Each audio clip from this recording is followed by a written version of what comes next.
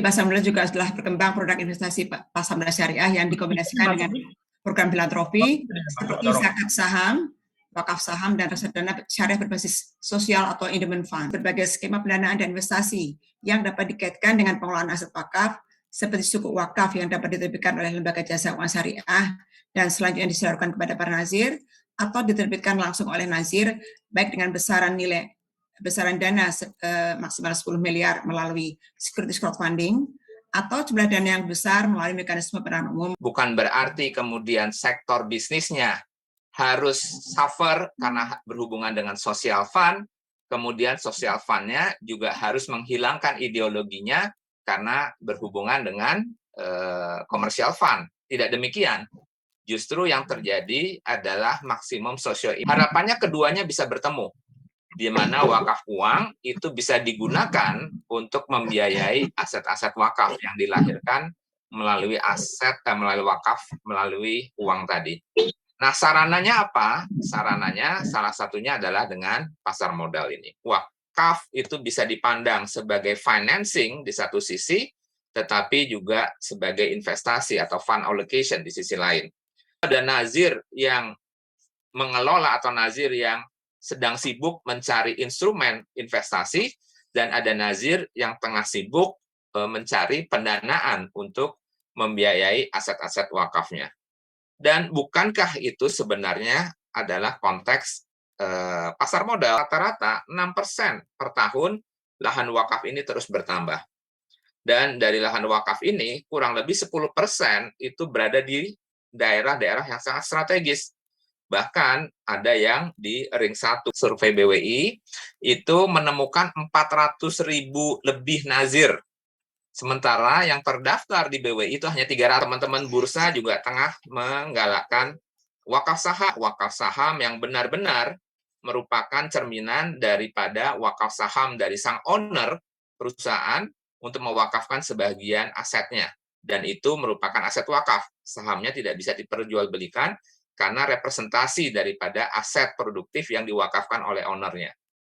Yang kedua adalah wakaf saham yang merupakan analogi dari wakaf tunai. Dalam hal ini adalah sang investor saham yang mewakafkan sebagian asetnya dalam bentuk portofolio saham wakaf, yang notabene itu adalah analogi dari wakaf tunai. Artinya sahamnya justru bisa diperjualbelikan atau malah harus diperjualbelikan untuk bisa mendapatkan manfaat baik dividen maupun capital gain yang kemudian diberikan kepada mauquf alaih.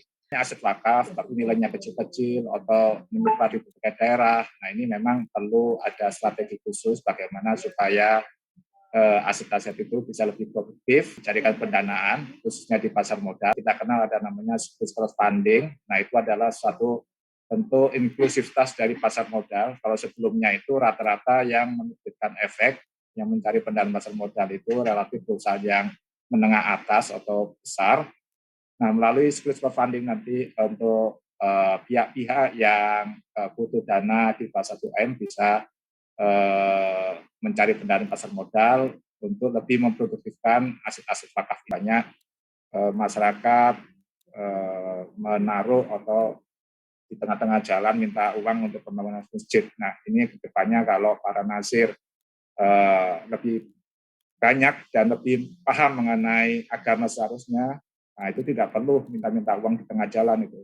Saya sendiri sebagai orang Islam jadi malu itu kalau melihat orang Islam tengah jalan minta sumbangan pembangunan masjid yang bisa menghambat jalannya kendaraan sehingga membuat macet jalan. Bayaran urun dana, harga sukuk lain urun dana. Nah, ini dikhususkan untuk penerbitan yang membutuhkan dana maksimal 10M. Nah, dan ini sangat sederhana dokumen-dokumennya dibandingkan dengan penawaran umum atau tanpa penawaran umum. Intinya tidak melalui penawaran umum biasa. Ini penerbitnya relatif biasanya asetnya kecil dan bukan emiten, ya. Jadi bukan emiten. Kalau emiten dilarang melalui securities crowdfunding ini. Ya. Aset wakaf itu termasuk di dalamnya adalah saham.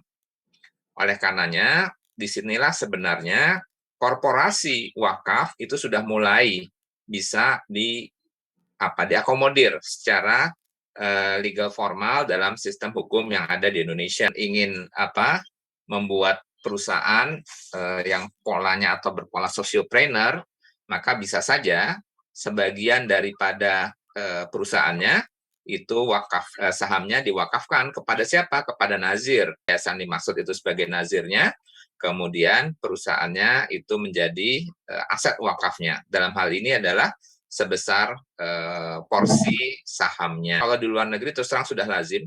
Contohnya Al Rajhi Group itu adalah sebuah perusahaan korporasi wakaf yang saat ini terbesar di dunia, yaitu Al Rajhi Group, yang kita kenal Al Rajhi Bank dan seterusnya.